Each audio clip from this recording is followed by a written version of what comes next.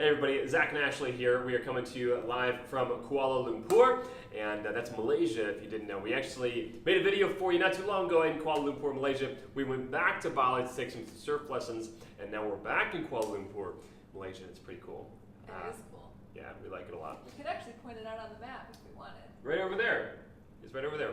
So anyway, we want to spend some time with you guys here today. Thank you for taking the time. We want to talk about differences in preferences that you have with your significant other, both personally, professionally, just anything to do with differences in preferences. And first and foremost, we are coming to you with Growth Track, of course, and we want to make sure that you know that we're sharing with you things that we have learned, are learning, or have worked or not worked for us. We are by no means the gospel. We're not Jesus. We don't have all answers. In fact, we encourage you to even question things that we say and validate them for yourselves. But we're just sharing with you things that we have either experience in or things that we're learning. So with that, we want to talk about differences in preferences, and I think that Ashley and I have a lot of things everything we're pretty much aligned on from like a deep, important level. But of course, we're different people. Sadly, not everyone's like me, which is really depressing, I know. But we're different human beings, right? She has certain preferences, I have certain preferences. And living with each other is it showcases those things. And I'll let you know that we're together all the time, literally all the time, because we're traveling the world together. We're meeting the same people for the most part. We're doing the same things on a 24-hour cycle. Actually, this is probably a better scope. We've been gone for about 2.5 months. I think, and this is not a joke, we have probably been apart no more accumulative total than probably 48 hours if you totaled it all together, or less. Or less. Probably less. It's probably less than that. I can only think of one day that I was apart from you. I took a motorcycle racing class. That was one day, and maybe there's one other one. So I can't even think of more than 12 hours, but I'm giving us a nice buffer zone. So we've been together a lot, and we're always in the same place. We're always together, and so it showcases differences between us. And so we wanted to share those with some of you guys and just kind of how we handle those, right? So the first thing is, I'm traveling the world was honestly more of Ashley's dream than mine. It still is to this point a little bit. I'm a bit of a homebody. I didn't really want to leave Chicago. I mean, I was all about not having, a job, but I didn't really want to leave Chicago. I was like, I'm pretty comfortable here. It's cool. When I think of time off, I think of going to a relative's house. I think of just spending time there, or maybe going to a motorcycle track, something like that. But I think of being at home, right? So when we started thinking about traveling the world, I was like, those are Wisconsin Dells, it's an hour away, we can come back. There's California, There's California, that's far. So it was never deep really rooted in me. I still am not really a free-spirited human being in that way. In fact, I really enjoy structure in that sense. To me, I feel more free when we're here in Malaysia. I feel more free knowing that I can get on a flight and go home. And in fact, we're going home for Christmas.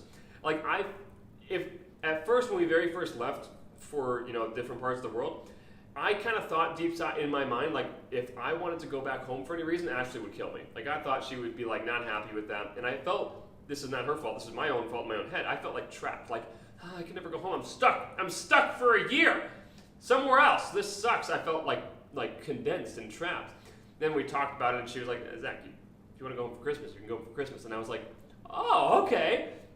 And now that I feel that I have a little bit of structure, okay, I know where we're going next, and I know I can go home for Christmas, I feel super free that I can explore the world right now. On a working professional level, I'm kind of a free bird. I might as well, be wearing hippie clothes and just jumping around, because I feel I can work right here from the kitchen table. I can go outside and work there. In fact, if you want to take me to the jungle and put me on a laptop, if there's Wi-Fi, I'm pretty happy about it. I like just kind of messing around. Sometimes I view my work as Ashley, at first, when we first met, her work was very she was very corporate, structured mindset. And so if she was in front of the computer for 10 hours, you're being productive, how dare you? So I made my living as a copywriter when we were getting engaged, as a writer. And if you know anything about sometimes some writers are a little bit neurotic and weird. So I would get my flow by laying on the floor, listening to music or watching YouTube videos. I still do.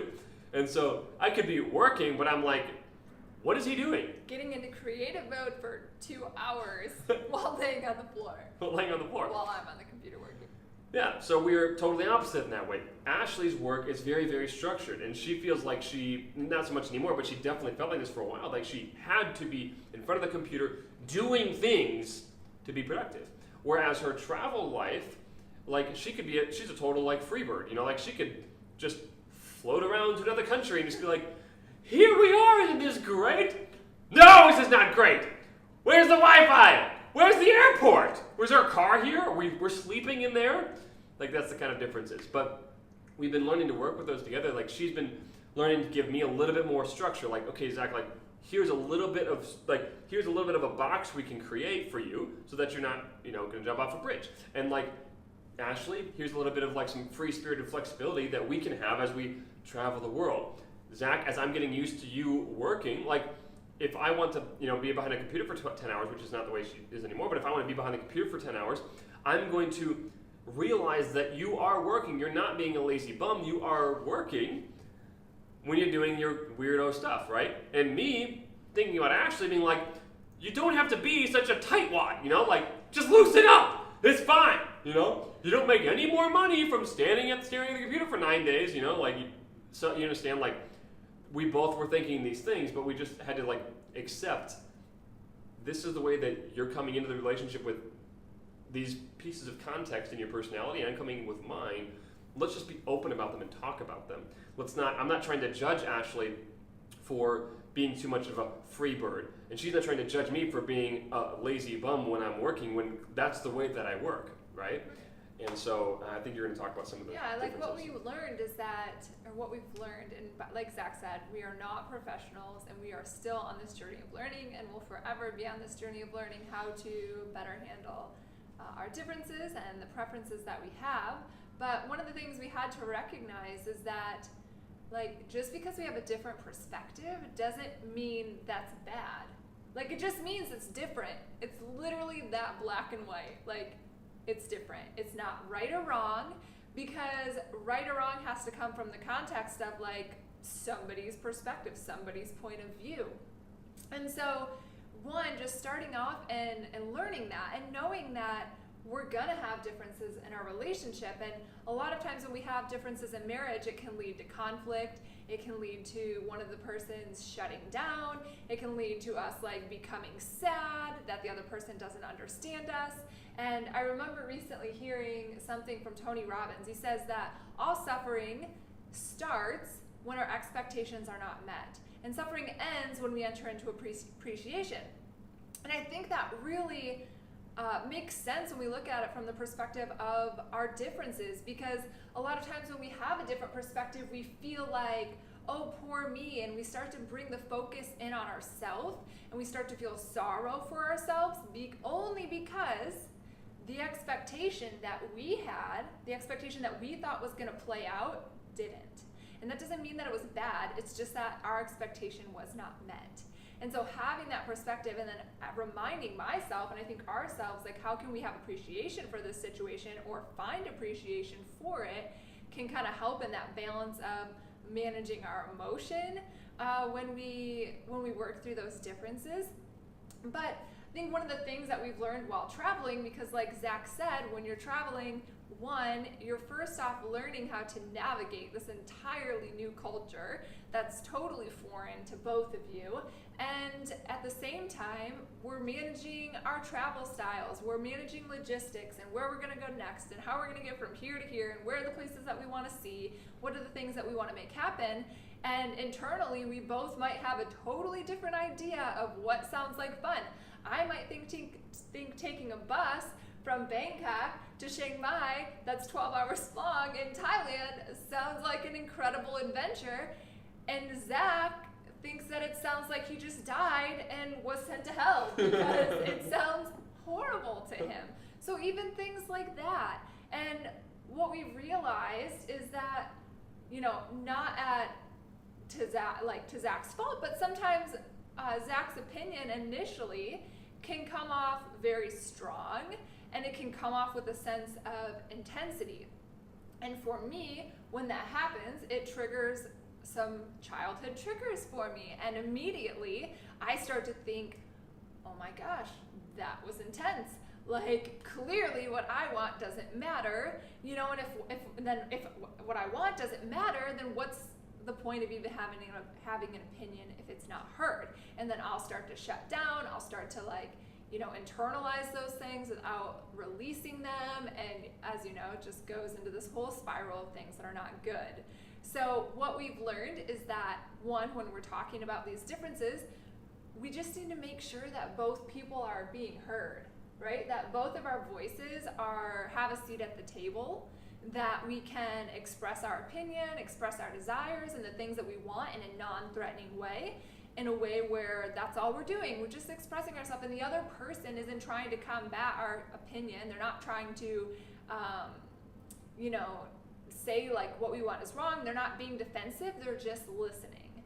And sometimes what that means is that we get all of that out on the table, and then we stop talking about it. We don't finish the conversation there. We step away, maybe for a couple of hours or for like an entire day, before we come back to that. I recently heard that your heart will change your mind faster than your mind will change your heart.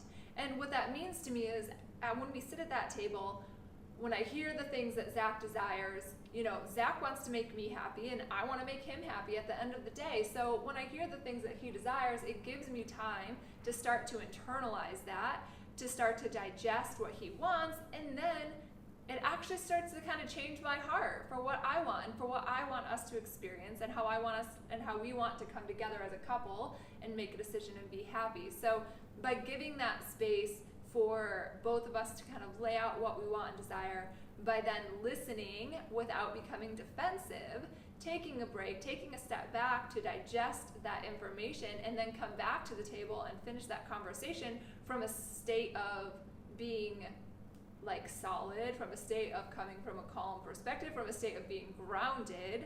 It's really helped us to, I would say, make more like balanced decisions where we both feel content in the decision, and like we actually feel excited about it because we're making the decision together, instead of feeling like one of us is really having to sacrifice.